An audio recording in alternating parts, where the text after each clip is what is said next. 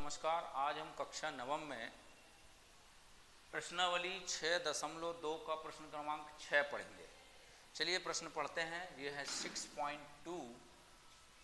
आकृति दी हुई है। क्वेश्चन में आकृति में पी क्यू और आर एस दो दर्पण है जो एक दूसरे के समांतर रखे हुए हैं। एक आपतित किरण ए बी दर्पण पी क्यू से बी पर टकराती है और परावर्तन के बाद किरण पथ बी सी पर चलकर दर्पण आर एस से सी पर टकराती है तथा पुनः सी डी के अनुदिश परावर्तित हो जाती है, तो सिद्ध कीजिए कि ए बी समांतर है सी डी। ये देखिए चित्र में पी क्यू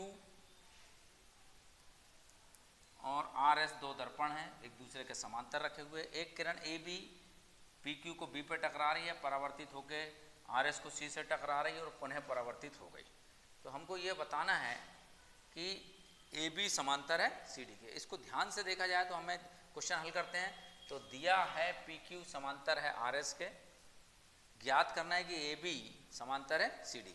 अब देखिए ये आपतित किरण हुई और जब परावर्तित किरण हुई तो ये वाला कोण, या फिर अभिलंब बना के भी कर सकते हैं, मैं यहां से कर रहा हूं, कोण पी बी ए बराबर कोण क्यू बी सी, ये आपतन कोण हुआ और ये हुआ परावर्तन कोण। ये परावर्तित किरण और दर्पण के बीच परावर्तन कोण, तो दोनों कोण बराबर होंगे।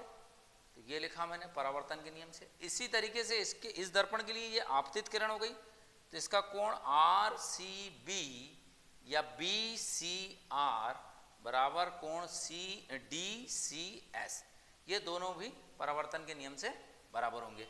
अब देखिए ये इस पर दो कोण ये बराबर हैं और ये एक तीसरा कोण बना, इस पे भी ये दोनों कोण, ये दो एक या कह सकते हैं कोण एक बराबर है कोण दो के, कोण तीन बराबर है कोण चार के। ठीक है, एक बराबर दो है, तीन बराबर, परंतु ध्यान से देखा जाए तो ये तीनों कोणों का योग 180 अंश होगा। तो 1 धन 2 धन 5 3 धन 4 धन 6 बराबर भी 180। तो एक को हम दो कह सकते हैं, ये देखिए आप 1 धन 2 धन 5 बराबर 180, 3 धन 4 धन कोण 6 बराबर 180। एक को दो कह सकते हैं, तीन को चार कह सकते हैं। और ध्यान दीजिए कि ये जो कोण है 5 और 6 ये भी बराबर होंगे। क्यों बराबर होंगे? ये देखिए 1 बराबर 2, 3 बराबर 4, तो इसलिए 5 बराबर 6। एक को 2 लिख सकते हैं, 3 को 4 लिख सकते हैं। और ये आपस में आपतन कोण परावर्तन कोण बराबर होते हैं, इसलिए कोण 5 बराबर हो जाएगा कोण 6 के। तो ये 5 और 6 एक रेखा के विपरीत और कोण बन रहा है। कोण 5 और कोण 6 एक रेखा के विपरीत और कोण एकांतर कोण कहलाते हैं। और एकांतर कोण यदि कहीं बराबर है, यदि दो समांतर रेखा को या दो रेखा को एक रेखा काट रही है और एकांतर कोण बराबर, तो रेखाएं कैसी होंगी? समांतर। इसलिए ए बी समांतर होगी सी डी के। कोण 1 5 बराबर हो जाएगा कोण 6 के, इसलिए रेखा समांतर होगी।